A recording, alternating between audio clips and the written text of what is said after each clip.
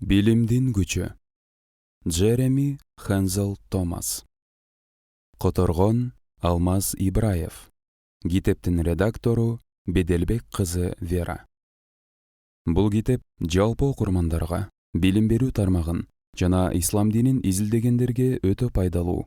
Бул китептин өзгөчөлүгү билим берүү системасына болгон жаңы көз карашты сунуштайт. Бул китеп Кыргызстан мусулмандарынын дин башкармасы тарабынан тастыкталган. Кириш сөз.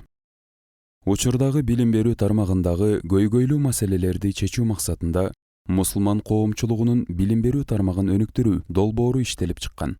Бул чөйрөдөгү курч маселелерди чечүүгө багытталган чукул сүйлөшүүлөр өткөрүлдү.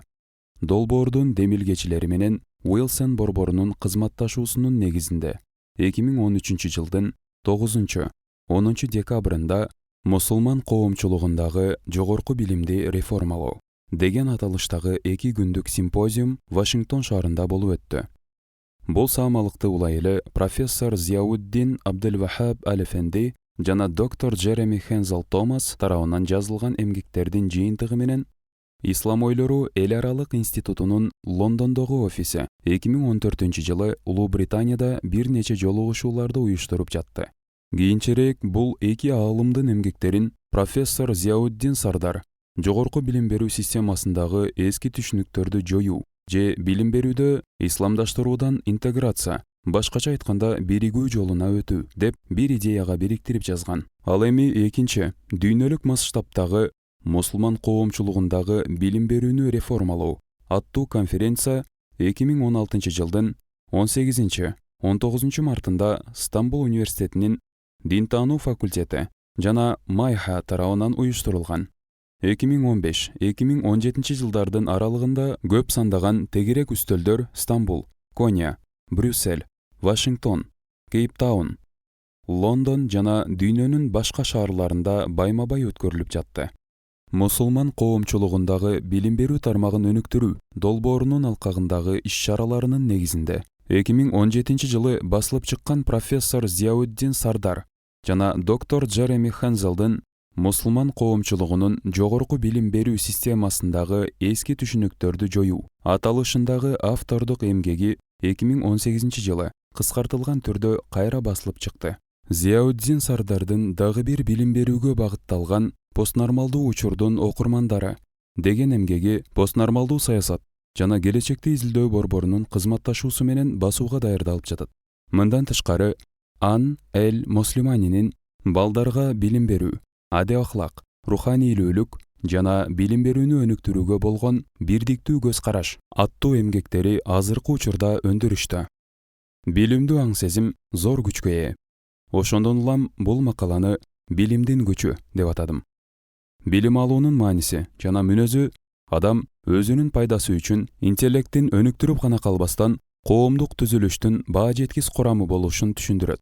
Бул ар бир адамдын, коомдун жана жалпы адамзаттын келечегинин пайдалануунун негизи. Ошондуктан бул тармак мындан арыда кайра карап чыгуу же эски түшүнүктөрдү жоюу, калыбына келтирүү жана өнүгүү үчүн маанилүү багыт бойдон кала берет.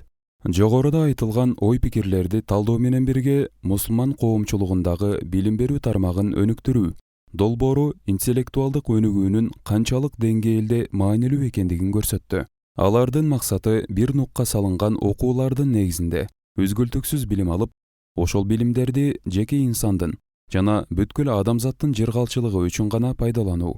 Ошону менен катар эле долбоордун алкагында билим берүүнүн көптөгөн аспектилери, эң маанилүү болгон билим берүүнүн максаттары, негизгиси этика, мораль сыяктуу жалпы баалуулуктарды кайра жандандыруу, мурда көңүл бурулбаган материалдык өсүү, инсандын жекече өсүшү тууралуу окутулуп жаткандыгы максатка ылайыктуу.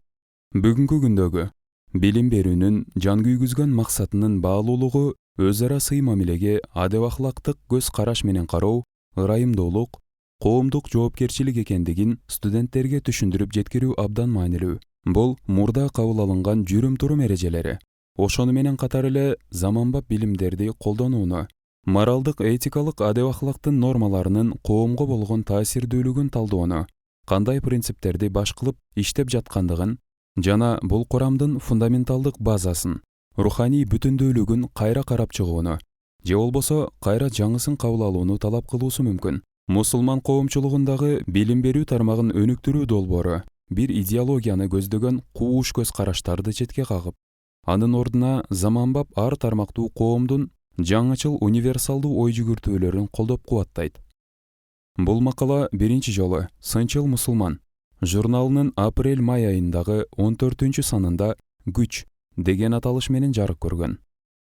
Ага чейинде автор тарабынан сунушталган ой-пикирлер мусулман коомчулугундагы билим берүү тармагын өнүктүрүү долбоору менен биргеликте басылып чыгып, ага чейинде автор тарабынан сунушталган ой-пикирлер мусулман коомчулугундагы билим берүү тармагын өнүктүрүү долбоору менен биргеликте басылып чыгып, анын негизинде дебаттар, талкуулар өткөрүлүп турган.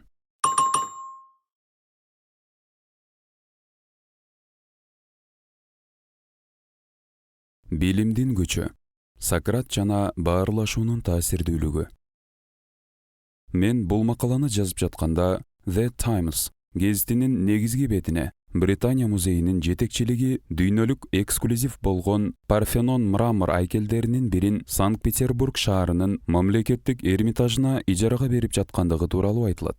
Андан ары белгилүү басылмалар бул көркөм чыгарманын музей тарыхында биринчи жолу сыртка чыгарылып, Россия мамлекетине берилип жаткандыгын, улуу падыша айым Екатерина II 1764 жылы Россия империясынын Европа агартуусуна катышууга уруксат бергендиги менен түшүндүрдү. Албетте, бул саамалык Батыш менен Кремлдин ортосундагы муздак согуштун жалындары тутанып турган кезде эки улуттун өкүлдөрүн бириктире турган жолугушуу болмок. Музей жетекчиси Нейл Макгрегордун ишениминде, музейлер аралык карым-катнаш маданияттын күчү эки элдин достугуна көпүрө болуп берери саясий басым күчөп турган учурда аябай маанилүү. Бул кудайсымал мрамор айкел байыркы Афинанын аймагынан агып өткөн Илиссос дарыясынын эстелиги катары жөнөтүлүп жатат. Музей жетекчиси Макгрегордун айтуусуна таянсак, дал ушул дарыяны жээктеп, бактардын көлөкөсү астында улуу философ Сократ менен Федордун диалогдору жаралган. Алардын баарлашуусу сулуулук жана анын баалуулугу сүйүүнүн адеп-ахлагын өзүнө камтып, бүгүнкү интеллектуалдык суроолорго жооп жана саясий эркиндикке жетишүүдө бул философтордун диалогу негиз болуп бере алат. Өнүккөн Европа жана байыркы Афина үчүн да негизги баалуулуктардын көркөм символу бойдон кала берет. Мен муну менен Макгрегордун диалектиканы улуулаган көз карашына сынайтып, кынтыктабайын деген оюм жок. Тескерисинче, билимдин күчүнүн негизги өзөгүн түзгөн аксиома катары карагым келет. Ошого карабастан, Сократ эмне үчүн өлүм жазасына тартылганын эстеп көрөлү. Платондун айткандары боюнча эскерсек, ошол доордун коом үчүн сайгактай болуп, уктатпай, кишини кыймылга келтирип турган, кыңылдап, кыжырга тийген көгөнгө салыштырган жайы бар. Мага бул нерсе Зияуддин Сардардын Сынчыл мусулман журналынын жакынкы санында чыккан «Кооптуу эркин ой жүгүртүүчүлөр» же «Эркин ойлоочулар» деген макаласын эске салды. Ал эркин ой жүгүртүүнүн кооптуулугу, ал жөнөкөй бир жактуу, жаңы агымдарды кабылдабаган диний көз караштарга каршы келип, анын үстүнөн бийлик жүргүзүүсүндө деп жазат. Ал эми Сократ жөнүндө айтсам, ал куугунтукталып, сүргүнгө айдалса да, мамлекет башкаруучуларынын кыжырын келтирүүнү уланта берген. Сократ өзүнүн гана даанышман, мааниси курч ой толгоолоруна, көз караштарына байланып, өзүнүн эркин ой жүгүртүүсүн ошол кездеги динге, табияттан тыш күчтөргө каршы деген атты жамынып алган догмалык идеологияга да алмаштырбаганын, же триумфализмди колдоп, бир эле көз караштын үстөмдүк кылуусун каалабаганын ар дайым эске сакташыбыз керек. Азыркы күндө биздин арабызда болгон, биз аны илимий материализм, фундаментализм, диний жана диний эмес агымдардын өкүлү же жактоочусу катарында көрө алмак эмеспиз. Ошондой эле ал өздүк нарциссизмди четке каккан биринчи инсан болмок. Мунун себеби ал кадыр баркты, атактуулукту жеригенинде эмес, өзүнүн карапайымдуулугунан көптү билбестигине ынанганында. Профессор Сардар да билимдүүлөр чындыкты карапайымдуулук менен гана билүүгө болоорун билишет деген сөздү ар дайым айтып келет. Сократтын акылмандуулугуна ынанбаган афиналык төбөлдөр Дельфидеги Аполлон храмындагы төлгөөчүгө барып, бул дүйнөдө Сократтан акылдуу адам барбы десе, төлгөөчү андан акылдуу жок деп жооп бериптир. Буга таң калган Сократ өзүнүн эч кандай акылман болгон эместигин айтып, төлгөөчүнүн эмне үчүн мындай деп айтканын түшүнүү максатында Накта акылманды издеп, сапарга чыгып, элдерден сурамчылап баштайт. Акыр аягында ал мындай жыйынтыкка келет. Сурамчылангандар өздөрүн акылуу деп ойлошобу, же жокпу? Бирок ал өзүн эч кандай акылман деп эсептебейт. Өзүнүн кемчилигин мойнуна алган жалгыз карапайым болгондугу аны башкалардан акылуу көрсөтүп тургандай. Бул жагынан алып караганда ал төлгөчүнү туура айтты деп ойлогон. Платон Кечирим аттуу эмгегинде Сократтын 500 калыстын алдындагы соттолуу жараянын көркөм сүрөттөп берет. Расселдин айтымында Сократ эч кандай кечирим сурап, башка жаза берүүнү өтүнгөн да эмес. Анын жашоодогу жетишкендиги өзүн толугу менен жан дүйнөнүн өнүгүүсүнө, акылмандыктын ачылышына арнап, чындыкка берилгендигинде деп айткандары буга далил болуп бере алат. Көрүнүктүү христиан байкоочусу, саясий ишмер, коомдук ойчул, адабияттын таасирдүү инсаны Томас Мертон жашоо жөнүндөгү ойлорубузду түшүнө баштап, аны ишке ашыруунун зарылчылыгы жөнүндө терең ишеним менен мындай деп жазат. Адам кыймыл аракетинин толугу менен аң сезимдүү. Себеби аң сезим менен тулку бойду бөлүп кароого болбойт. Жашоону өзүбүз туура деп ойлогондой өткөрүшүбүз керек. Антпесе эмне үчүн жашап жатканыбызды да билбей калабыз. Эгер сиз интернеттен билимдин күчү деген терминди издеп көрчү болсоңуз, жарым секундтун ичинде 1,5 миллиард маалымат чыгат. Арасындагы 10 эң мыкты жыйынтыктын ичинен билимдин мааниси өтө терең. Бул билим алуу эле эмес, адамдардын жеке өнүгүүсүнө, саясий активдүү болушуна мүмкүнчүлүк берет. Бирок буга башкаруучулар ар дайым кызыктар боло беришпейт деген аныктама Deutsche Welle сайтында манифест катары эсте калды. Билим алуу адамдын эң негизги укуктарынын бири. Билим саясий өнүгүү, демократиялык, коомдук акыйкаттык үчүн өз бийлигинен кыянаттык түрдө пайдаланган авторитардык башкаруучуларга каршы турган адамдардын тобу үчүн да куткаруучу күч. Ошондой эле коомго коркунуч жараткан цензурасыз келечекти аңдап билүүгө мүмкүндүк берет. Бул жерде жеке адам өнүгүүсүн авторитаризмге, эркиндикке жана социалдык акыйкатчылыкка каршы туруу менен айкалыштыруу керек. Куранда коомдун жана кеңири дүйнөнүн өзгөрүшү баарынан мурда жеке өзгөрүүлөргө негизделиши керектиги ачык айкын көрсөтүлгөн. Адамдардын ички дүйнөсүн өзгөртмөйүнчө Кудай алардын абалын өзгөртпөйт. 13-сүрө 11-аят. Мухаммад пайгамбардын саллаллаху алейхи вассалам өзүн билген адам Раббисин тааныйт деп айтканы. Ошондой эле чоң жихадты адамдын өзүнүн терс сапаттарына каршы күрөшүү катары сүрөттөгөнү кабарланган. Байыркы гректердин өзүңдү тааны деген накыл кеби Дельфинин санат сөздөрүнүн катарын толуктоо менен Аполлон храмындагы дуалдарга жазылып, Платондук академиянын жетектөөчү насаат ураны катары тарыхта калган. Мертон жеке өзгөрүүлөргө, өзүн таанып билүүгө негизделбеген активизмдин кооптуулугу жөнүндө мындай деп айтат. Өзүндө эркиндик, бүтүндүк, сүйүү жөндөмү тууралуу терең түшүнүк жоктуруп, башка бирөө же бүт дүйнө үчүн жан күйгүзгөндөр, жаратма ой, агрессия, өзүмчүл амбиция, максат жана аны ишке ашырууда башкаларды да тескери жолго салып, жок нерсеге ишенген адам сыяктуу бир жактуу жалган көз караштарынан бөлөк эч нерсе бере албайт. Өзүм жазып жаткан макала тууралуу интернеттен маалымат издеп көргөнүмдө эң эле көрүнүктүүсү, же азыркы тил менен айтканда хит болгон цитата Нельсон Манделге таандык экен. Билимдүүлүк же билимдүү болуу дүйнөнү өзгөртүүдөгү эң күчтүү курал. Интернет булактарынын сап башында турган ондогон сайттардагы маалыматтарда бир ооздон дүйнөгө болгон көз караштарды өзгөртүү менен өз жашообузду өзгөртө аларыбызды тастыкташат. Дагы бир терең маанини камтыган улуу билимдин куулма күчү бүт нерсени өзгөртүп жиберүүгө кудуреттүү деген цитатаны эстеп калбасам эле, калган ресурстар даяр контексттен алынган цитаталар экен.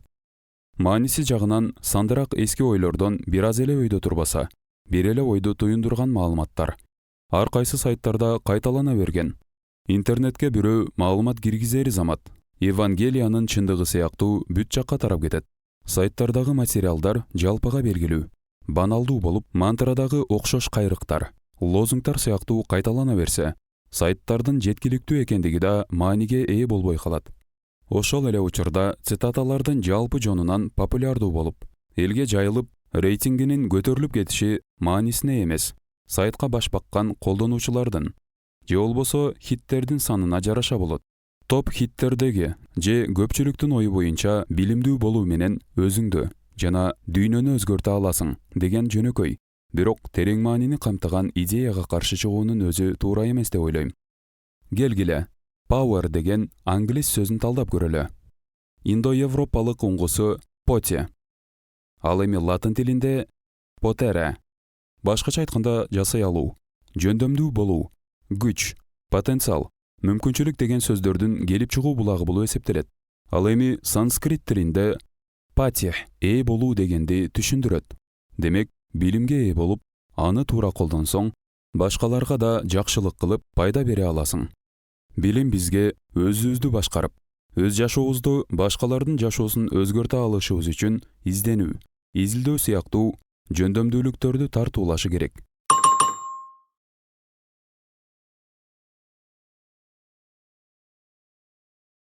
Изилдөө жүргүзүү жана үзгүлтүксүз окуу жараяны.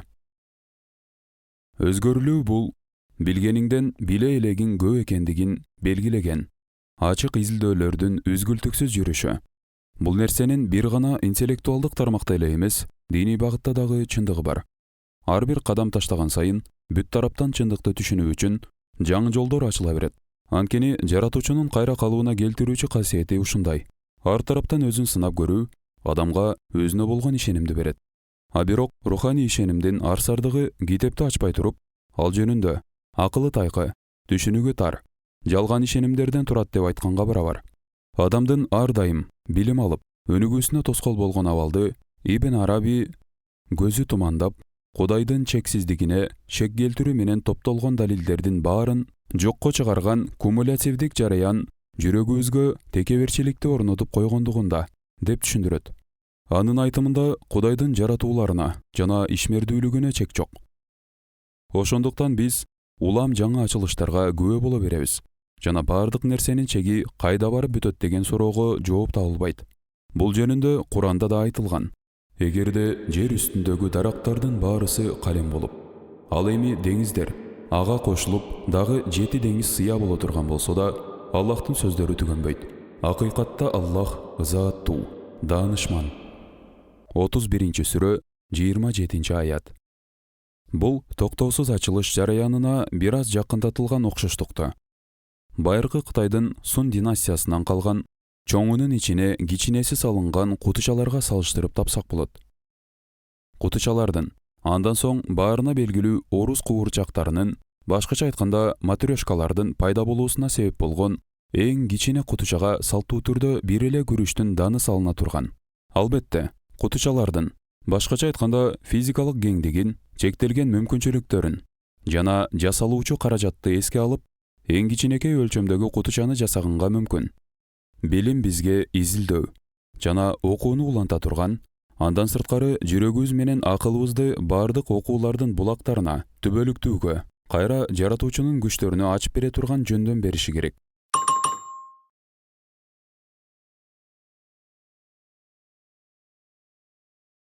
Бүтүндүүлүк, бөлүнүүчүлүк, өзгөрүлүү. Эйнштейндин жолдоочусу физик Дэвид Бом негизги жана бөлүнбөс, бир бүтүн болгон физикалык форманын токтоосуз жайылып, кайра бир формага чогулуп калган кубулушка импликативдүү, башкача айтканда тыгыз байланышкан тартип деп аныктама берген. Муну менен ааламдын ар бир бөлүкчөлөрүн башка бөлүкчөлөр менен тыгыз байланышы бар деп түшүндүрүп жатат. Буга Уильям Блейктин кумдун бир бүртүгүнөн бүт дүйнөнү көрүүгө болоорун сүрөттөгөн голографиялык кубулушу тек гана адабий фантазия эмес, балким далил болуп берет. Ошондой эле заттардын бир бүтүндүүлүгү жана өз ара тыгыз байланышы Джон Стюарт Беллдин илимий ачылыштарынын негизи болгон. Ал ааламдын ар бир бөлүкчөсү башка бир бөлүкчө тууралуу маалымат алып жүрөт. Анткени алар табияттын сингулярдуулук, латынчадан которгондо сингулар, жалгыз, мыйзамы менен башынан чатышкан, бир булактан пайда болгон деп түшүндүрүп берген.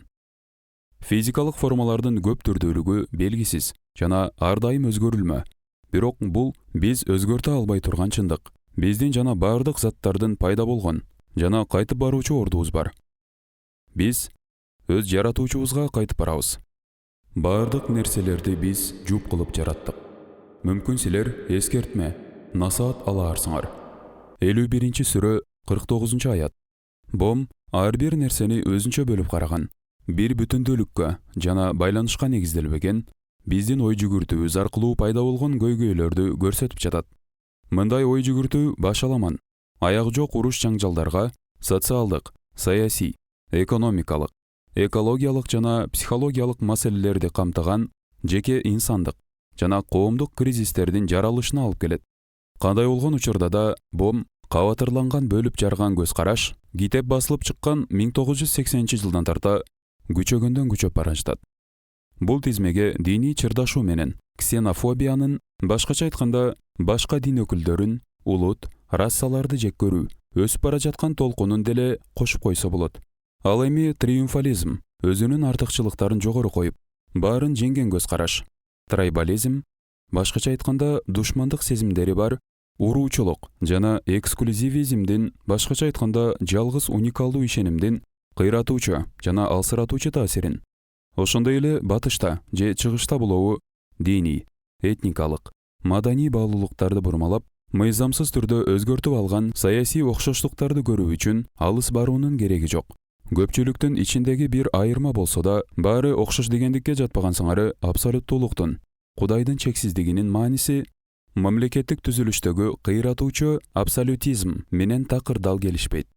Ибн Халдун ас-Сабиях деген терминдин оң жана терс мааниде, башкача айтканда уруучулук, чыккынчылык, этноцентризм колдонгон.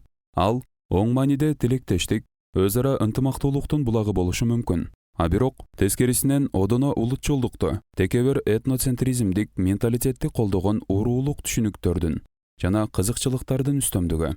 Мухаммад саллаллаху алейхи ва саллям ислам динине чейин өз уруусун жана ата дегин башкалардан бийик көрүп, текебер болгондорго ислам дининде трайбализмге орун жок экендигин эске салып, адамзаттын баары адам атанын урпактары деп айткан. Эй адамдар, биз силерди эркек ургаачыдан жараттык. Ошондой эле бири-бириңерди таанып билүү үчүн урууларга жана элдерге бөлүп койдук. Аллахтын алдында силердин эң сыйлууңар, такыбараагыңар. Чындыгында Аллах баарын билүүчү, баарынан кабардар. Демек, бир улуттун же уруунун башкаларга үстөмдүк кылуусуна жол берилбейт. Кылган амалыбыз, такыбалыгыбыз менен Кудайдын момуну боло алганыбыз чынчыл адам болуп, жаман иштерден сак болууга үндөйт. Мындай ой менен этникалык, рассалык, улуттук, класстык же уруулук адатка айланган көз караштардын баарын жокко чыгарган жок. Мухаммад саллаллаху алейхи ва саллям айткандай, уруусунун ичинде бөлүп жарууну жайылткандар бизден эмес. Бөлүп жаруу үчүн күрөшкөндөр бизден эмес. Чыккынчылык кылып жатып курман болгондор да бизден эмес, деп уруулар арасындагы ынтымак баарынан маанилүү экендигин көрсөткөн. Ал эми пайгамбардан уруулук бөлүп жаруу жөнүндө түшүндүрүп берүүсүн сурашканда, ал өзүнүн элине акыйкатсыз иштерди жасоодо жардам берүү деген. Уруулар арасындагы трайбализмде абийирдүүлүк келишиминин мүчөлөрү да четке кагышат. Мухаммад саллаллаху алейхи ва саллям пайгамбар боло элек кезинде бул келишимге кирген элдер жана алардын башкаруучуларынын жамааттык милдети, чырдашып жаткан эки тараптын социалдык статусуна жана башка бир уруулар менен болгон байланышына карабастан, акыйкаттык үчүн алсыздардын таламын тартып, зулум кылгандарга каршы күрөшүү болуп эсептелген.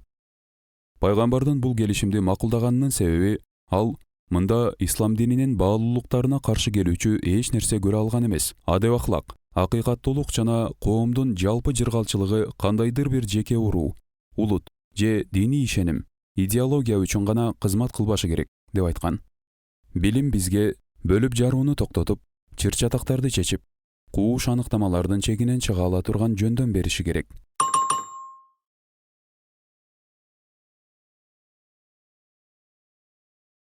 Инсандык билимдердин кеңейиши. Эсимде 12 жаш өспүрүм кезим. Жергиликтүү элдик китепканада 3 дюймдуу рефракциондук, башкача айтканда жарык нурларын сындыруучу телескопту үйрөнгөнчө, жарым жыл бою түнгү асмандын картасын түзүү менен алектендим. Алдыма мындай албан максатты коюп алгандыгым үчүн эч болбогондо тескери жооруктардан оолак кармайт, деп ата-энем кубанган болсо керек. Азыр деле Сатурн планетасынын көз алдыма тартылганын толкундануу, таң калуу менен эстеймин. Менин үйрөнчүк инструментим аркылуу негизги шакекчелердин үчөө эле таамай көрүндү. Ал эми чоң телескоптор шакекчелерди, Кассини сыяктуу орбиталдык космостук аба кемелерин, жада калса шакектердин аралыгына чейин көрсөтүп бере алышат.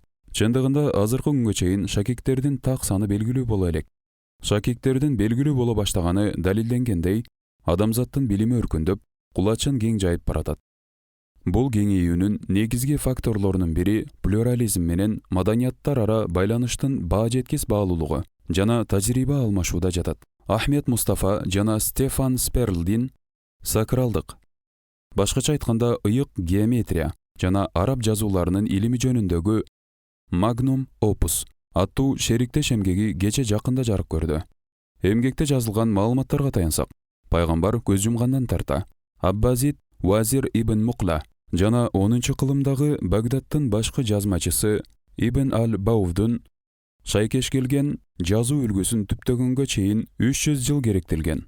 Анткени ислам маданияты каптап бара жаткан билимдин горизонту, аны менен катар араб тилинин терминологиясы, мурунку цивилизациялардын жетишкендиктерин толук түшүнүп жетип, сиңирип алуу деңгээлине чейин кеңейиши милдеттүү болгон.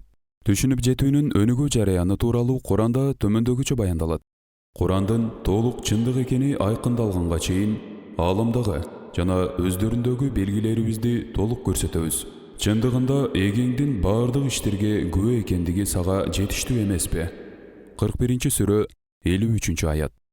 Бул жерде менин түшүнүгүм боюнча толук чындык экени айкындалганга чейин деген айтым ар кайсы тармакта адамдык аң сезимдин көлөмү кайсыл булактан келип чыгуусуна карабастан кеңейип, арыштап бара жаткандыгы жөнүндө кабар берет. Курандагы сөзсүз окулуучу биринчи аяттарда «Оку, сенин эгең абдан айкөл, ызааттуу. Ал инсанга калем менен жазууну үйрөткөн. Ал инсанга анын билбеген нерселерин үйрөткөн» деп жазылган. 96-сүрө 3-5 аяттар. Мухаммад Асад айткандай, калем бүткүл окуулардын башаты жана символу. Инсандын жазуу аркылуу өз ойлорун, тажрыйба жана идеяларын кагазга түшүрүп, адамдан адамга, муундан муунга жана бир маданий чөйрөдөн экинчи бирине жыйнактап, көөнөрбөс мурас катары өткөрүп бере ала турган бөтөнчө дарамети бар. Келгиле, маданияттагы тажрыйба алмашуу көп багытта иш алып барган жараян экендигин ачыктап алалы. Ислам цивилизациясы, грек философиясы, геометрия жана этика жаатындагы өнүгүүлөрдү батыштан өздөштүргөн. Мухаммад Асад аң сезимдүүлүк менен илим билимди Курандын аяттарында айтылган тырышчаактык экендигин чеберчилик менен түшүндүрүп берген. Тырышчаактык менен ислам дүйнөсү илимий изилдөөлөрдү жана окутуу ишмердүүлүгүндө 10 бийик чокуларды багынтты. Башкалардан өзгөчөлөгөн маданияты бар улуу доордун жетишкендиктеринен батыш цивилизациясы да пайдаланды. Ал эми Европа батыш цивилизациясынын өнүгүшүнө батыштан сырт элдердин кошкон салымын четке кагып келет. Европанын көз карашын түзөө максатында бир катар китептердин топтому чыккан жана азыр да басылып жатат. Мухаммад Асад түшүндүргөндөй, Курандын окуулары көз карандысыз изилдөө жана акыл эстин ынтызарлыгы түрдүү ыкмалар аркылуу орто кылымдагы батыш аң сезимине сүңгүп кирип, батыш маданиятынын кайра жаралуусуна, тактап айтканда Ренессанска себеп болду. Демек, убакыттын өтүшү менен биз жашап жаткан илимдин доорунун пайда болушуна белгилүү бир деңгээлде Курандын окууларынын жоопкерчилиги бар. Жазуучу Себастьян Фолкстун Куранды китеп катары кабыл албай, четке какканы эсиме түштү. Зияуддин Сардар ага жооп катары Гвардиан аттуу эмгегинде эң сонун далилдерди келтирген. Сардардын айтуусунда Фолкс Куранды анын акылына сыйбаган, аябай иренжитүүчү, бир өңчөй, өнүмсүз, этикалык ченеми жок, түйшүккө салган китеп катары сүрөттөйт. Ал эми Сардар Куран чынында эле ошондой болсо, анан кантип мусулман калкын илимди өнүктүрүп, билим алууга шыктандыра алды? Эксперименталдык усулдарды жүргүзүп, кандай жол менен акыл эсти тереңдете алды? Университеттерде жана байкоо жүргүзүүчү бейтапканаларды негиздеп, философиялык изилдөөлөрдү өнүктүрө алмак беле? Деген суроолор менен кайрылат. Билим бизге көп сандаган инсандык билимдердин булактары менен учугунун инсандык цивилизациясынын өнүгүшүнө тийгизген таасирин айырмалай ала турган жөндөн бериши керек.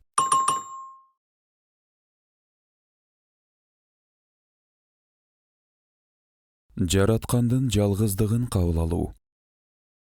Курандан берилген эбегейсиз күчтү, бир эле убакта интеллектуалдык жана руханий деп билебиз. Ал эми өзүнө чындыкты таанып билүүнү камтыган цивилизация өз деңгээлинде жогору өнүккөн Кудайдын окуусу экени талашсыз. Анткени эч бир өнүккөн цивилизация канчалык деңгээлде үйрөнүүгө жеңил, өзгөчө, чыгармачыл экенине карабастан, анын сапаты жана аракеттери адеп ахлак жана диндин эң бийик баалуулуктарына негизделип, жаратуучунун жалгыздыгын окутпаган болсо, өз атына татыктуу боло албайт. Жогорудагы айтылгандарды эске алып, Папа Францисктин Страсбург шаарында Европа парламентине жасаган кайрылуусуна көңүл бурсак орундуу болчудай. Ал Рафаэлдин Ватиканда жайгашкан Афина мектеби деп аталган белгилүү фрескасын мисал кылып айтты. Сүрөттүн так ортосунда Платон менен Аристотель түшүрүлгөн. Платондун манжасы деп айтты ал, жогоруну көрсөтүп, ой-пикирдин ааламына. Асман, көктү көздөй багытталса, Аристотель көрүүчүгө колун сунуп, дүйнөнү, айкын чындыкты көрсөтүп жатат. Кандай керемет образ, деп ойлодум. Мухаммад саллаллаху алейхи вассалам хадистеринде айткан, менин эки жагым бар.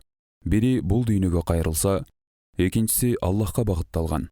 Понтифик фреска Европанын даана образын сүрөттөп, асман менен жердин такай карым-катнашынан куралган тарыхы үчүн, асман Кудайдын жалгыздыгына далил болгондугу Европа элин башкалардан айырмалап, ошол эле учурда жер, бүт машакат, көйгөйлөргө каршы тура алчу жөндөм бергендигин айтып, катуу таасирленгенин жашырган жок. Ал чыгарган жыйынтык аябай кыракы жана орундуу. Анткени ал Европанын келечеги ушул эки абдан маанилүү элементтерди калыбына келтирүүдөн көз каранды болоорун түшүндүрөт. Батыштагылар жашоонун чен өлчөмдөрү Кудайдын чексиздигинде деп кабылдабаса, рухий баалуулугун азыркыга чейин коргоп, аздектеген гуманисттик акылын жоготуп алышы мүмкүн. Байыркы грек сөзү антропостун түпкү мааниси асманга карап турган адам дегенди туюндурат. Биздин тик турган абалыбыз жогоруга карай, жердин аймагынан сыртка багытталып, эки дүйнөнүн ортосунда турган көпүрө сыяктуу. Ар бир адам баласынын ичинде табиятынан жаралган жерине кайтып келүүчү багытын, башкача айтканда ориентирин көрсөткөн, башкача айтканда фуркан же компас болот. Негизги уңгусу латин тили болгон орири, англис сөзү ориент. Баштапкы маанисинде күн чыккан тарапка, жүздү чыгышка карай буруу дегенди түшүндүргөн. Айтор бизге багыт берген дарек же биз токтоочу жай биздин толук кандуу адам болуубузду көрсөтүп жатат. Эгерде Папа католик чиркөөнүн эң жогорку башчысы, понтифик, латин сөзү pontifex, көпүрө куруучулук деген маанини берсе, анда бүткүл адамзат Кудай менен сүйлөшүп, сыйынуу аркылуу ортодо көпүрө куруу кызматын аткарышы керек. Билим бизге асманга жетип, асман менен жерди байланыштыра ала турган, жараткандын жалгыз өзүнө таандык, чексиз сүйүү жана жер бетинде кыбыр эткендин баарына мээрим бере ала турган жөндөм бериши керек.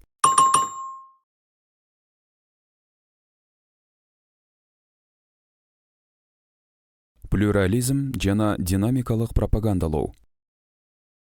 Көпчүлүгүңөр Вавилон мунарасы жөнүндөгү тарыхтын библиялык версиясын башталыш китебинен окуп билет чыгарсыңар.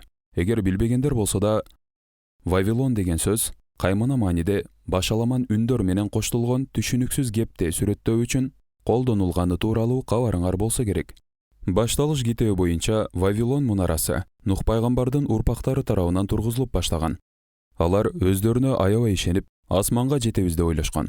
Алардын текеберчилиги үчүн Кудай аларды адаштырып, бири-бирин түшүнө албай тургандай кылып жазалаган. Ушул уламыштан улам адамдагы кеп дүйнөнүн тилдерине бөлүнүп, адамдар да жер жүзүнө таратылган деп айтылат. Бирок Куран тилдердин көптүрдүүлүгү адамзатка берилген жаза же тарткылык деген ойго кошулбайт. Тескерисинче, көптүрдүүлүктүн ынтымагы бир гана маданиятта, тилде же расалык көз карашта эмес, динде да бар экендигин көрсөтөт. Плюрализм бул, жөнөкөйлөтүп айтканда, фитра аспекти же адамдын бирдей болуп төрөлүшү баштапкы абалы. Махмуд Аюбинин айткандары боюнча, адамзаттын көптүрдүүлүгү идеалдуу мамлекеттеги адамдык коомдун акырындык менен бузулуп жатышына эч кандай тиешеси жок. Ошондой эле бул кудайсыз жашоонун же адамдык түшүнүктөрдүн жоктугунун кесепети да эмес. Диний көптүрдүүлүк нормалдуу инсандык абал. Ал адамдык маданияттын, тилдин, раса жана башка түрдүү багыттардын натыйжасы. Рабби Абрахам Хешел ачылыш аттуу эмгегинде адамдын мүмкүнчүлүктөрүнө ар убак ыңгайлашууга болот. Эки окшош акылдын жоктугу сыңар эле, эки бирдей окшош адам болбойт.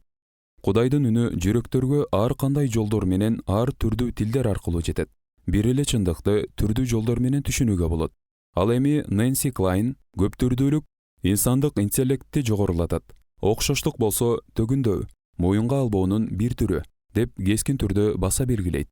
Азыркы учурдагы изилдөөлөр көрсөткөндөй, неандерталдардын, башкача айтканда байыркы адамдардын өлүп жок болушунун негизги фактору маалыматтын таралышынын жетиштүү эместиги болгон. Байыркы адамдардын бош мээсинин көпчүлүк бөлүгү көрүү жана денесин башкарууга ылайыкталган болсо, азыркы адамдар өзүнүн эс тутумдук энергиясын, пайдасы жок ресурстардын өз ара атаандашуусун шарттаган социалдык тармактар үчүн коротушат. Албетте, бул үчүн да тилди үйрөнүү зарылчылыгы келип чыгат. Плюрализмде сүннөт катары айткан Курандын аяттары бизге жакшы эле маалым. Бирок кайра-кайра кайталоонун кажети жок болсо керек. Эй адамдар, биз силерди эркек ургаачыдан жараттык. Ошондой эле бири-бириңерди таанып билүү үчүн урууларга жана элдерге бөлүп койдук. Аллахтын алдында силердин эң сыйлууңар такыбараагыңар. Чындыгында Аллах баарын билүүчү, баарынан кабардар. 49-сүрө 13-аят. Эгер Аллах кааласа, баарыңарды бирдей коом кылып коймок. Бирок жиберилген жоболор аркылуу силерди сынамакчы болду. 5-сүрө 48-аят. Куранда адамдык тилдердин жана түстөрдүн ар түрдүүлүгү адамдар үчүн билимдин белгиси деп да айтылат. Асмандар менен жердин жаратылышы, силердин тилиңердин, түсүңөрдүн ар түрдүүлүгү да анын белгилеринен. Акыйкатта буларда билимдүүлөр үчүн белгилер бар. 30-сүрө 22-аят. Мухаммад Асаддын ою боюнча, адамдын көз караштарындагы жана идеяларындагы тынымсыз жүрүп турган дифференциация, башкача айтканда татаалды жөнөкөйлөтүп кароо, кокустук эмес. Ал адамдын жашоосундагы Кудайдын каалоосун туюндурган негизги фактор. Мухаммад саллаллаху алейхи ва саллям айткан: элимдин ар улуттан болгондугу бул алардын ырыс таалайы. Эң оболу плюрализмдин активдүү окутуу жараяны катары жана жөнөкөй, чыдамкайлуулуктун ортосундагы талашсыз байланыштын айырмачылыктарын билип алалы. Омид Сафи толеранттуулук деген сөздүн кошумча мааниси бир топ жагымсыз жана азаптуу экенин айтат. Бул сөздүн түпкү тамыры орто кылымдагы фармакология жана токсикологияга барып такалгандыктан, ал баштапкы маанисинде адам өлгөнгө чейин канчалык деңгээлде ууланууга чыдай алуусун түшүндүрөт. Гарвард университетинин профессору жана дин таануучу Диана Эк өтө чеберчилик менен далилдегендей, плюрализм бул өзүнчө топ-топ болгон анклав менен лагерлердин көптүгү же жөн гана ар түрдүүлүк, космополитиздин бар экендигин түшүндүрбөйт. Ошондой эле ал өз кызматын аткарбаса, көп түрдүүлүктү чагылдырган икона сымал болуп, пикир алмашуунун куралы боло албайт.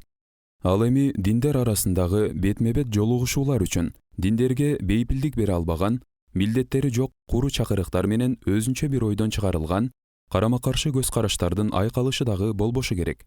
Бул чындыкты издеген жолугушуу дагы эки тараптын тең ойлорунун башка өңүт алуусу, бирин-бири түшүнүүгө жасаган аракети эле эмес, андан ары алардын карым-катнашы жаңы деңгээлге көтөрүлгөндүгүн көрсөтөт. Диндер аралык карым-катнашты бекемдөө жолугушуулардын негизи болуп саналат. Байланышты колдоо жана калыптандыруу чөйрөсүндөгү эң маанилүү ыкмалардын бири гуманитардык жана искусство илимдерине кең мүмкүнчүлүк берген, тең салмакталган жана комплекстүү билим берүү. Бул айрыкча орто мектептердеги окутуунун пландарына акырындык менен чек коюп бараткан көз карашта абдан маанилүү. Мусулман коомчулуктарындагы бардык билим берүү системаларынын деңгээлдеринде мындай тоготпогондук мамиленин кесепеттерин даана баамдоого болот. Гуманитардык билимдерге бай окутуу, критикалык жана чыгармачыл ой жүгүртүүнүн жөндөмдөрүн өнүктүрүү эле тим болбостон, алдын ала иштелип чыга элек, изилдөөнү жеңилдетип, талкуу жана дебаттардын жардамында жигердүү пикир алмашуунун ык жолдорун өздөштүрүүгө мүмкүнчүлүк берет. Андан сырткары, чыгармачылык өнөрүнө жан дүйнөсүн арноо жана ишке ашыруу адамдын кыялдануусун күчөтүп, баш мээнин эстетикалык эс тутумун, шыктандыруучу байланыштарын өнүктүрөт. Мультисенсордук изилдөө жана тажрыйбага гана негизделген окутуу адамдык абалдын өзгөчө табигый шарттардын кооздугу жана улуулугу аркылуу коомдук илимдер, адабият, тил, тарых жана географияны өздөштүрүүнү чечмелейт. Дүйнөлүк көз караштын кайрымдуулугун жана айкөлдүгүн өздөштүрүү, ар түрдүүлүктү баалаган маданияттар аралык мамилени колдоо деп түшүнсөк болот. Ошондой эле адамдардын жеке жүрүм-туруму, жарандык мамилелер, ишкерлик тажрыйба, кайрымдуулук иштери жана биз үчүн эң зарыл болгон айлана чөйрөнү коргоо, изгилик, жан аябастык сапаттар менен этикалык баалуулуктарды өнүктүрүүбүз учурдун талабы. Билим бизге башка бирөөгө тиешелүүнү таанып билүү жана ага карата байланыш түзүү аркылуу өзүбүздү жакшырта ала турган шык жөндөм бериши керек.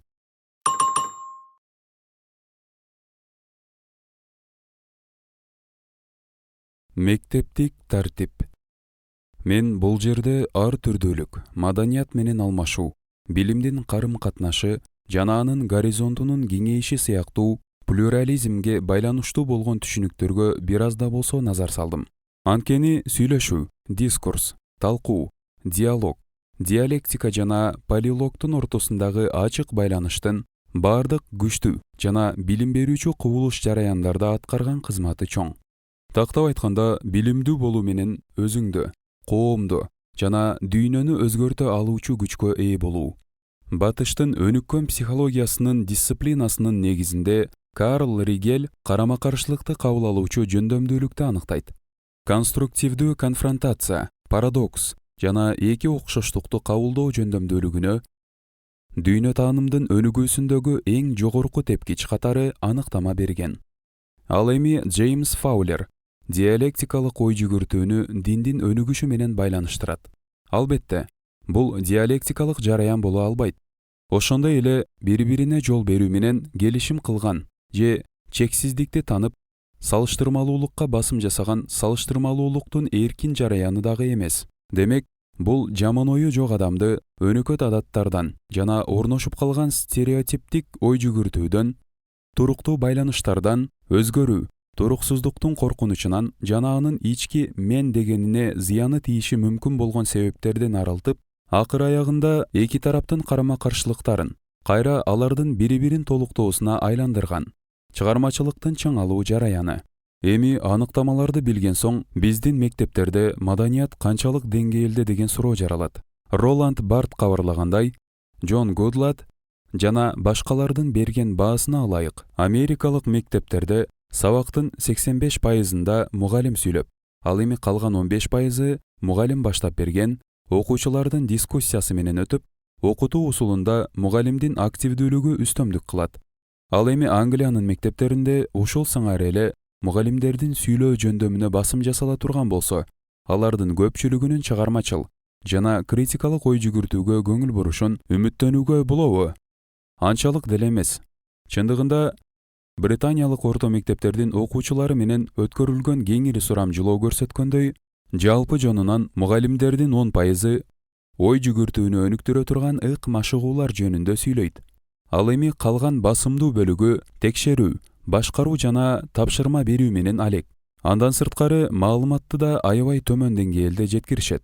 Студенттерге берилген тапшырмалардын көбү талкуулашууга шык берип, анын натыйжасында альтернативдик көз караштар же суроо талап менен ой жүгүртүүнүн бир кыйла маанилүү жараяндарын үйрөнүүгө багытталбастан тестирлөө менен баалоонун ички тартибине ылайык алдын ала даярдалган маалыматтардан туура жоопту табууга багытталган.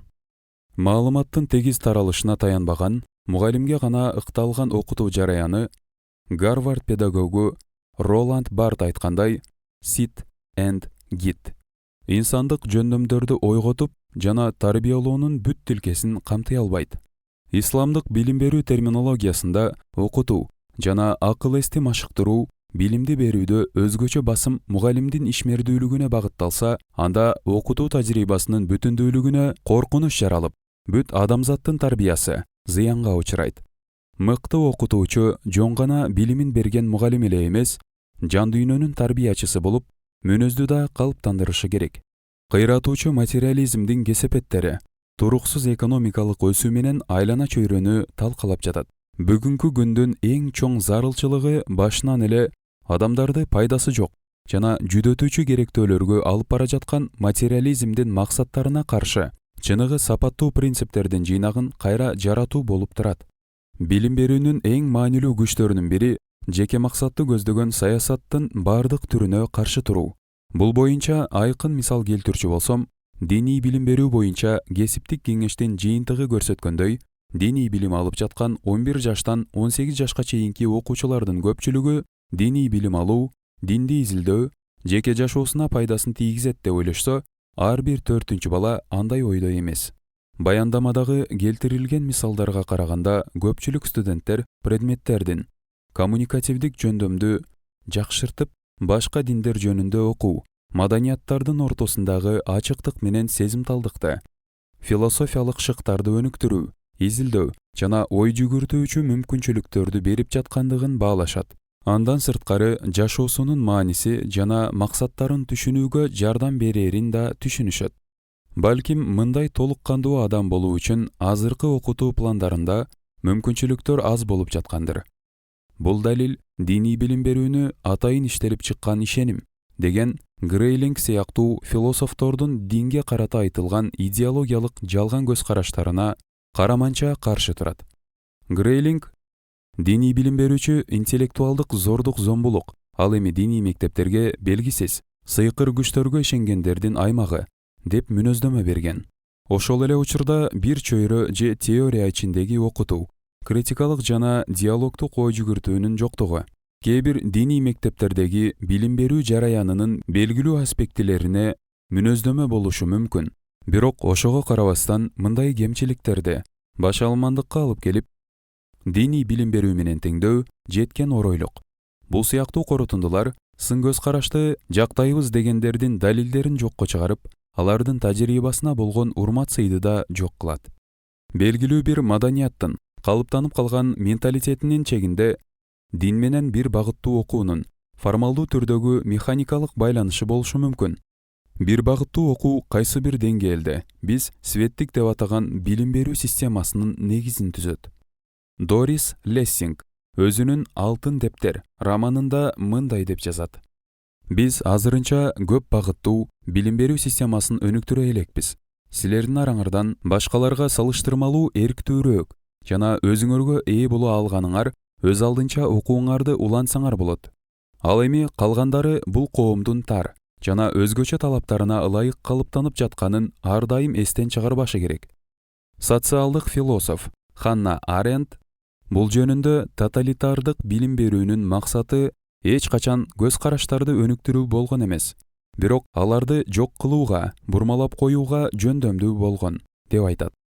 Билим бизге жеке күмөндөрүбүздү түбү менен жок кылуучу жана бир багыттуу окутууга каршы чыга алган жөндөм бериши керек.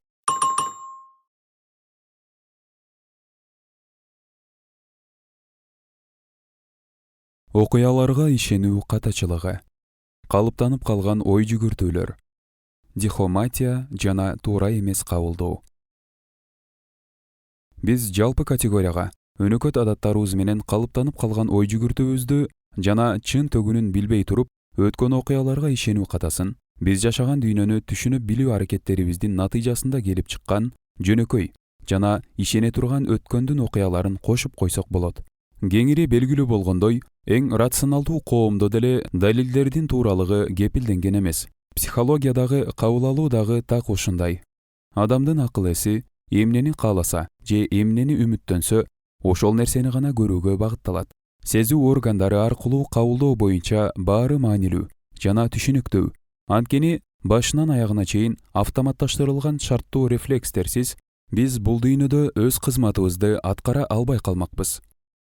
Эгер алар инстинкт аркылуу берилбесе, биринчи жолу туш болуп жаткандай эле баарын башынан үйрөнүүгө туура келмек.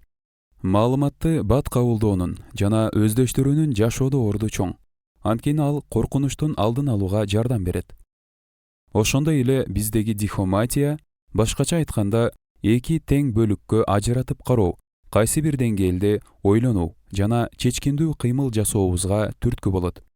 А бирок тескерисинче бир бөлмөдөн чыкпаган, кыпындай нерсе үчүн көп убакыт короткон философтор бар. Алар сүйлөмдүн логикалык бөлүктөрүн кылдаттык менен талдап, ар бир эскертүүнү эсине сактап, ар бир позицияны баалап, арзыбаган келишпестиктер менен билинер билинбес айырмачылыктар үчүн санаа тартып, орундугунан такыр козголбошу мүмкүн. Бирок биз сөзсүз түрдө бизге тартип менен макулдашууну сактап турууга жардам берген, тааныш окуялардын чыныгы далилдерге негизделген динамикасын, ошол эле тааныш окуялардын адамзатка өнөкөт болуп калган бир тараптуу трайбализмди, фанатизм жана жалган ишенимдерди колдогон көз караштарынын кесепеттерин айырмалай алышыбыз керек. Бир өңчөй ой жүгүртүүнүн адатка айланган кайталанма фразалары жана алардын сценарийлерге бөлүнүшүнө каршы чыгуу, бир эле ойчулдардын жана илимдин сап башында турган изилдөөчүлөрдүн эле эмес, чын дили менен чындыкты издеген, далилдерди ылгап жана аларга критикалык баа берүүгө жооптуу болгон журналисттердин, комментатор жана маданий сынчылардын дагы эң маанилүү функцияларынын бири. Ал эми бул функция өзүнүн пайдасы үчүн башканын оюн жокко чыгарган же өзүнүн позициясын болгон күч аракети менен коргогон, атаандашуу функциясынан алдаганча жогору турат. Анткени менен анын келип чыгуусунун себеби адамдык окуулардын далилдерди жокко чыгарып жатышы болуп жатат. Альтернативдик көз караштары жана карама-каршы далилдери бар интеллектуалдык чыныгы критикалык карым-катнашка барып такалат. Батыш цивилизациясына негиз салуучу принциптердин бири Платондун философиялык диалектика жараяны. Ынандыруучу каражат катары риторикадан таптакыр айырмаланат жана бир даалай ашып өтөт деген ишенимине негизделген жана бул ишеним анын академиясында кандай актуалдуу болсо, бүгүнкү күндө да ошол бойдон өзгөргөн эмес деп билишет. Менин интернет желесиндеги билимдин күчү деген издөөмдүн жыйынтыгы болгон эң мыкты 10 хиттин бирөөсү көп кайталанган афоризм 19-кылымдагы англиялык философ, мамлекеттик ишмер Фрэнсис Бэконго таандык. Ал билим бул күч. Латын тилинде ал чыны менен күчтүн маанисинде колдонулган деп 1597-жылы негизделген Meditations Sacrae эмгегинде жазып калтырган. Ал билим менен күчтүн теңдемесин түшүндүрүп, Meditations Sacrae эмгегинде жазып калтырган.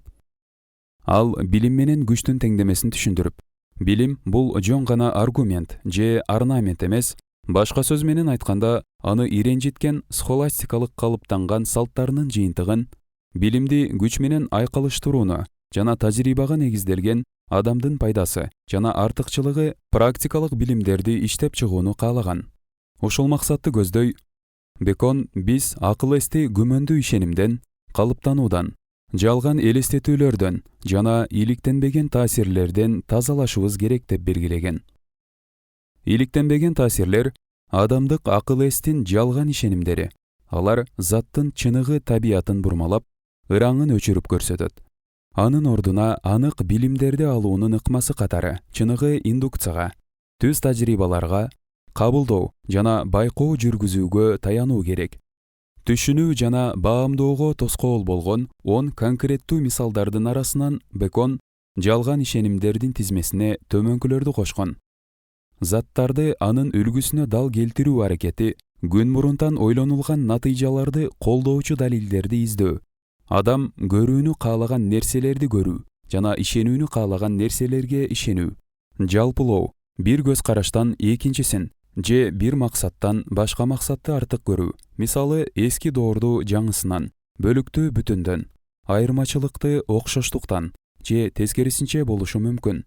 Ошондой эле сөз бирден көп мааниге ээ болушу мүмкүндүгүн түшүнбөстүгү. Бул азыркы заманга ылайык мыкты тизме, когнитивдик психология жана жаратылыштын туташ тартиптериндеги көптөгөн негизги ачылыштары менен дал келишет.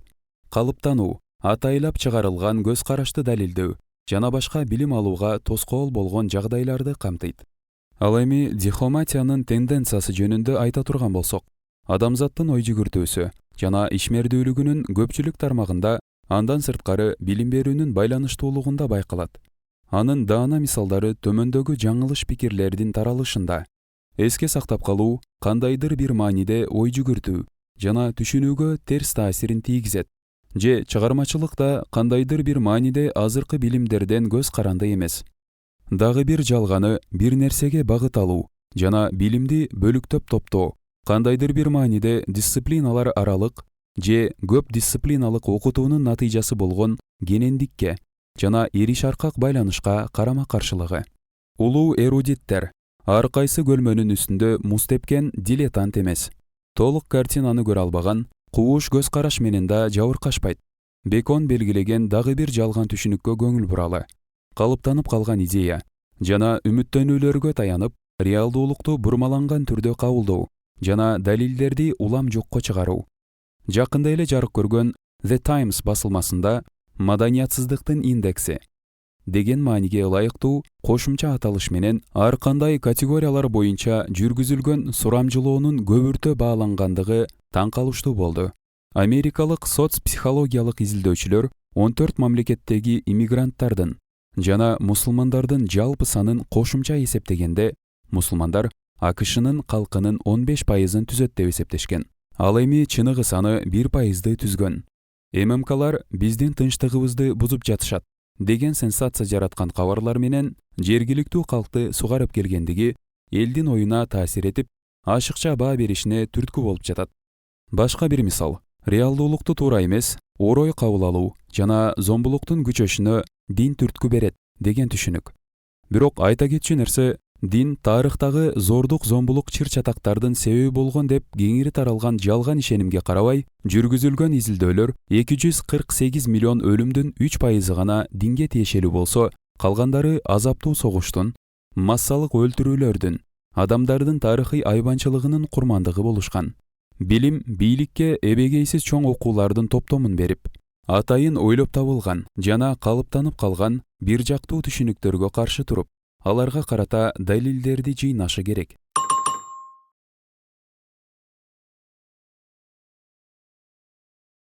Адамдык шык жөндөмдөрдү ишке ашыруу.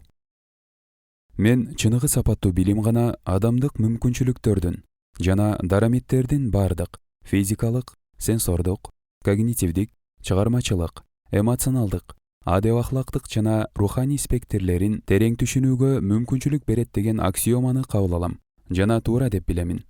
Толук билим берүүдөгү концепция жана тажрыйба ислам дининде адамдын сапаттарын ар тараптан көрүү ишмердүүлүгүнүн ажырагыс бөлүгү. Куран бизге берилген мүмкүнчүлүктөрдү билим алуу жана чындыкты билүү үчүн колдонууну айтат.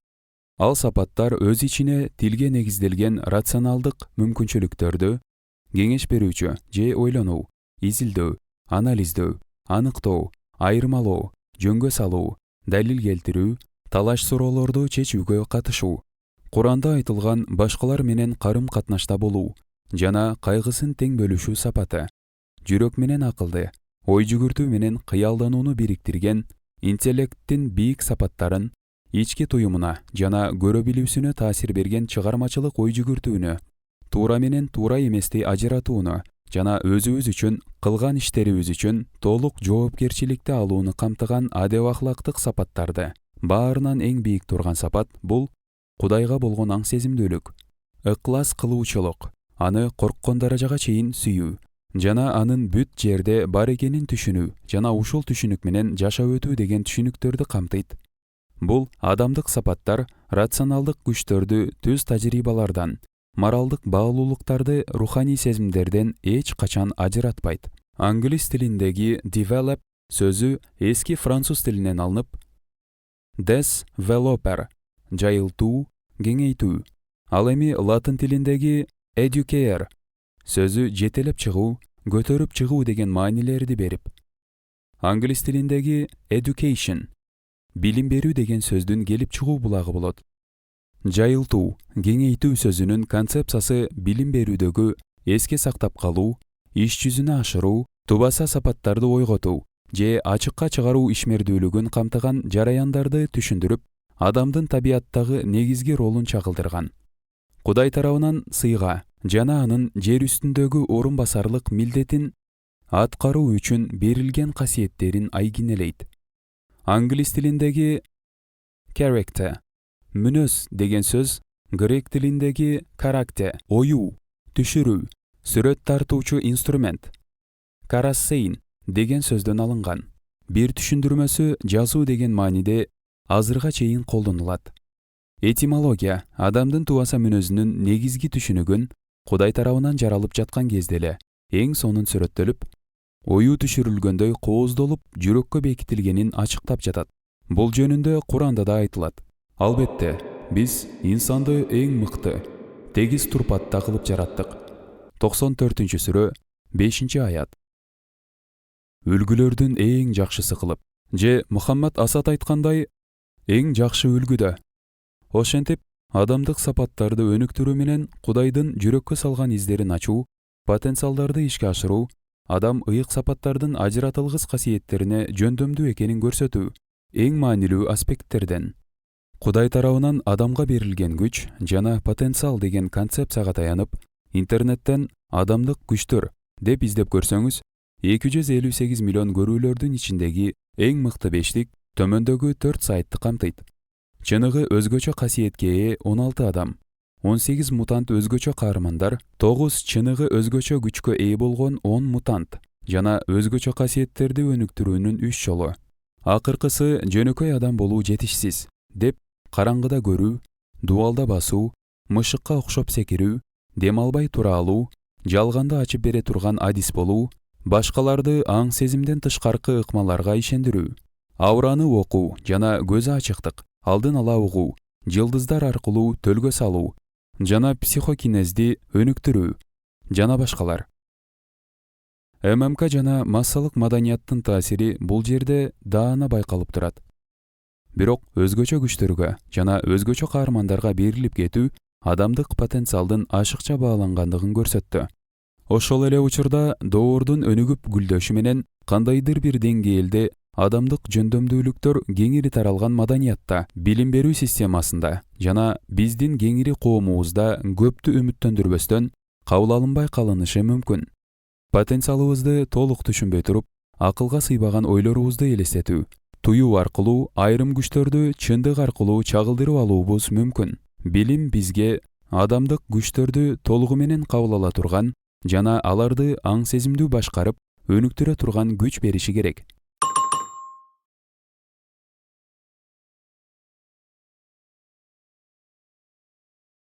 Кемчиликсиз жан дүйнө. Стивен Сигалдын продюсерлигинде чыккан «Курчоодо» деген тасманын башкы ролунда Томми Ли Джонс борбордук чалгындоо башкармалыгынын экс-агенти катары ойнойт. Ал АКШнын аскердик кемесин уурдап, спецназдын жашыруу операцияларына да катыштыгы бар болот. Ал жеткен адеп ахлаксыз, зөөкүр болгон.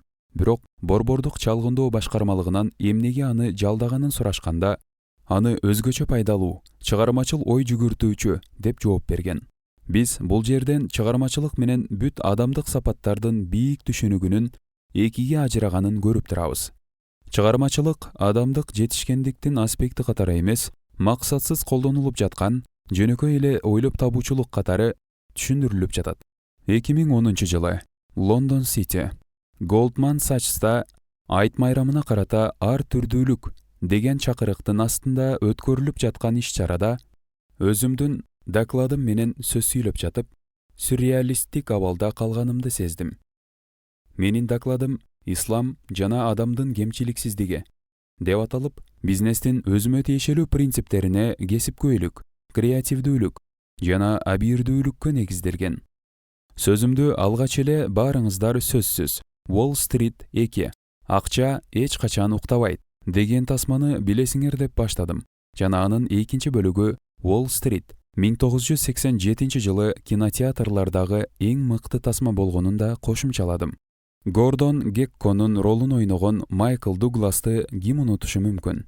Гордон Гекконун белгилүү фразалары: «Ач көздүк бул жакшы, мен эч нерсе жаратпайм, мен ээлик кыламын». Биз эрежелерди орнотобуз. Досум, иштин баары акчада балакай.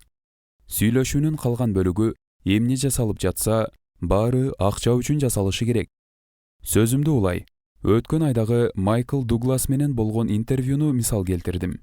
Дуглас мындай деп айтат: 1987 жылы тасма чыккан кезде туш-туштан жаш ишкер студенттер жыйналып, ага «Гордон Гекко, сен эр азаматсың, Гордон, сен акчалуу бизнес менен алектенүүмө себеп болдуң» деп кыйкырып жатышканда, мен бул жерде силерге айтайын деп отурамын. Жок, чынында жок. Тасманы көрүп чыккыла. Мен сен болгун келген адам эмесмин. Мен бузуку, карасанытай, балдар түшүнгөн жок. Ооба, Гордон, сен чынында мыктысың.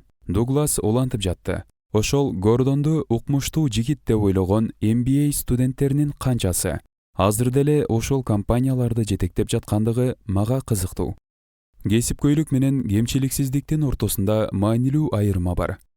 Анткени кесипкөй киллер болушу мүмкүн. Эгер биз мафиянын мүчөсү болбогондо, Мариону кесипкөй киллер деп айтканыбыз таң калыштуу деле болмок эмес. Айырмасы жан дүйнөнүн кемчиликсиздиги. Бул жөн гана маселени чечүүдөгү жеке чеберчилик же эффективдүүлүк эмес, бирок адамдык сапаттардын кемчиликсиздиги жана алардын моралдык, руханий чен өлчөмдөрү бар. Бул исламдын салттарынын негизги түшүнүктөрү. Араб тилиндеги ихсан, артыкчылык, кемчиликсиз деген сөздүн терең мааниси чындыгында сулуулук, жакшылык, жакшылык кылуунун ажырагыс түшүнүктөрү. Исламдык искусствонун чөйрөсүндө да сулуулуктун эки концепциясынын ортосундагы маанилүү айырмаларды келтирүүгө болот. Биринчиси жеке жакка таандык жана туруктуу эмес сулуулук, жамал. Кийинкиси хусн, эстетикалык сулуулуктун туюму гана эмес, жаратылып жатканда салым керектүү өлчөмдө кошулуп, текши бөлүнгөнү, анын артыкчылыгы. Ошондой эле жакшылык менен сулуулуктун ортосундагы теңделүүнүн жакындыгы да айырмага кирет.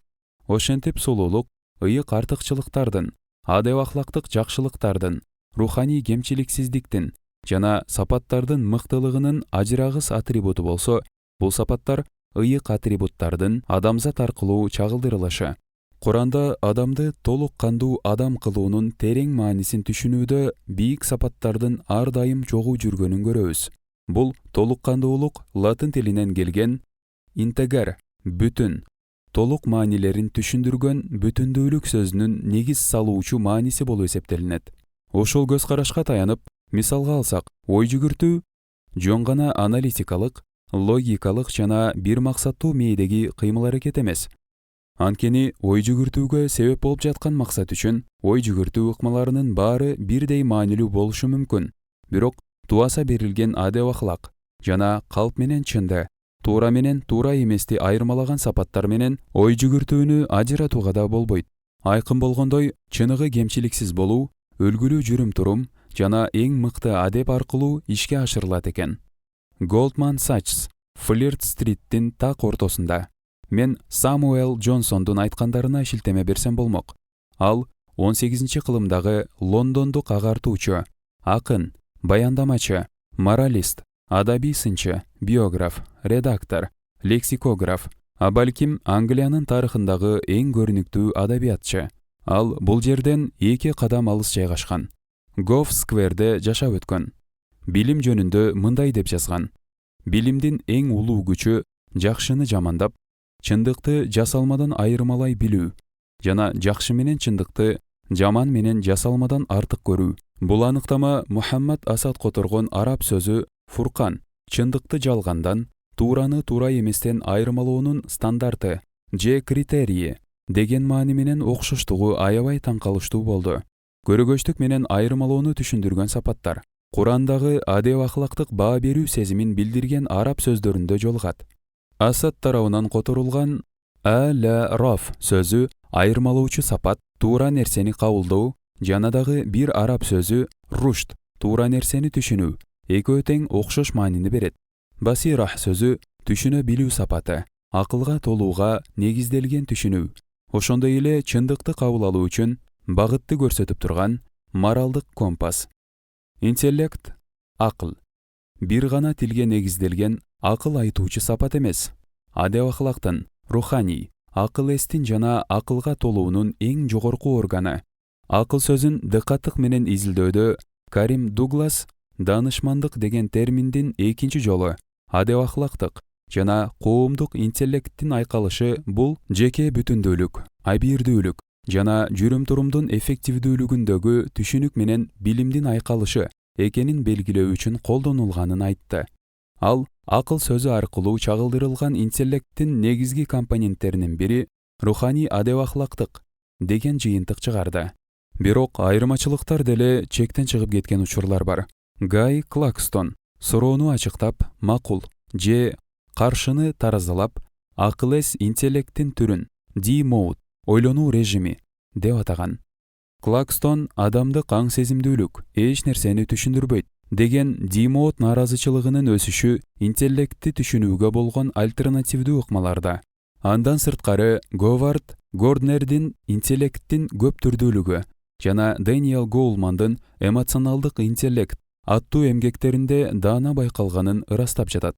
Мындай альтернативдик ыкмаларга Дэвид Питт сыяктуу окумуштуулар антропологияны, тарыхты, лингвистиканы, метафизиканы, космология, жада калса кванттык теорияны синтездешкен. Ал аракеттер жергиликтүү калктын дүйнө таанымы жана эзелки окуулары, батыш илиминин бизге орноткон катардагы дүйнө таанымынан таптакыр айырмаланаарын көрсөтүү үчүн жасалган.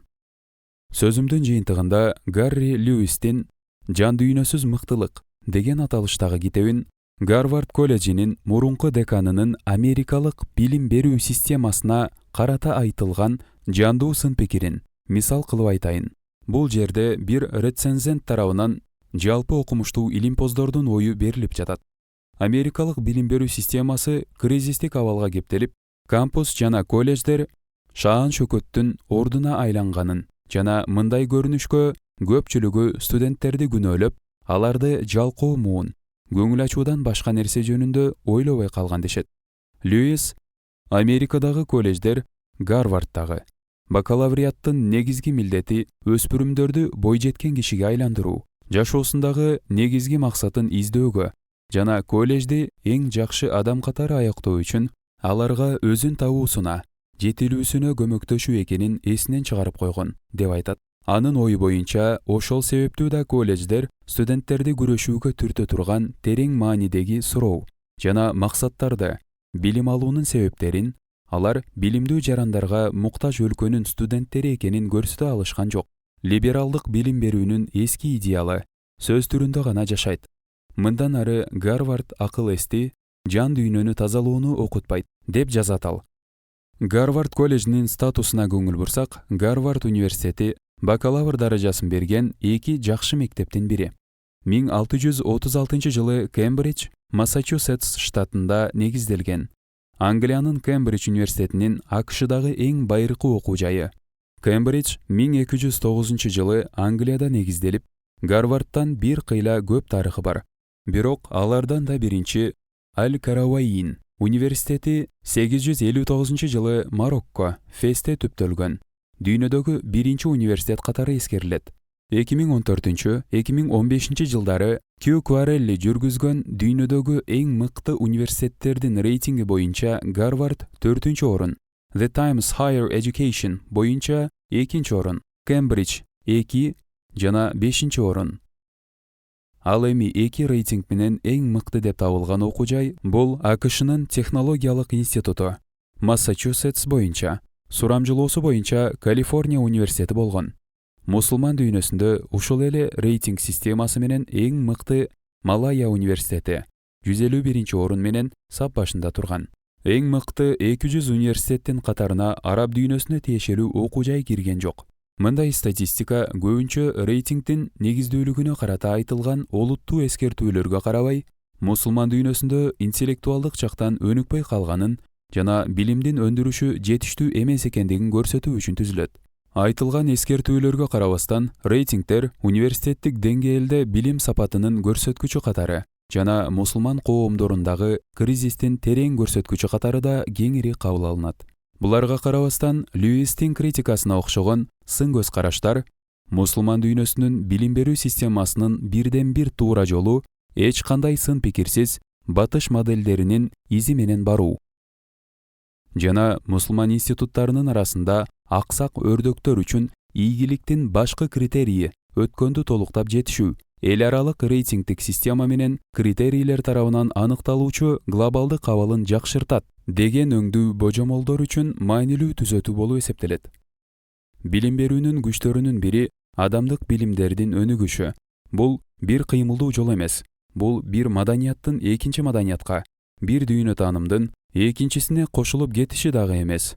Андан көрө бул ар бир маданиятта, ар бир цивилизацияда бар болгон эң жакшы интеграция экендигин көрсөтүү үчүн терең жана кенен түшүнүк берүүдөн турат. Билим бизге толук кандуу адам болуу үчүн чындыкты, маанини, максатты камтыган кемчиликсиздин универсалдуу образына жете алуучу жөндөмдүүлүктү бериши керек.